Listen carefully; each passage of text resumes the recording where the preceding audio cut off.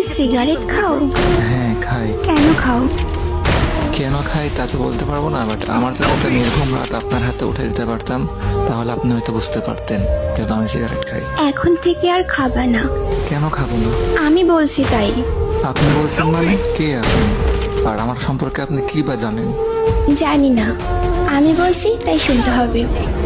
Sorry আপু, মাফ করবেন, আমার পক্ষে আপনার এই কথাটা রাখা কোনোভাবেই পসিবল না।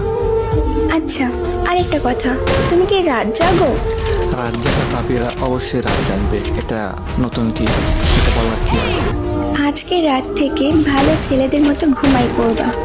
আজ তো আমি আপনাকে চিনিও না, আর আপনার কথা আমি শুনবো বললেই হবে নাকি? জি, বললেই হবে। আর মুখের উপরে তো কথা বলো কেন?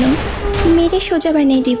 আপনি ভাবতেছেন আপনার এইসব নরম নরম কথায় আমি গলে গিয়ে নিজেকে পরিবর্তন করে ফেলবো, বাট এটা কোনোভাবে সম্ভব না আপু। আমি অগোছালো ছিলাম আর অগোছালোই থাকবো, আপনার এসব কথায় কোনো কিছু আমার যায় আসবে না। এত অগোছালো কেন তুমি? অল্প বয়সে পরিবারের দায়িত্ব কাঁধে নেওয়া, অ্যান্ড একটা মানুষকে খুব বেশি ভালোবাসার পরেও তার দেওয়া আঘাতগুলো আমাকে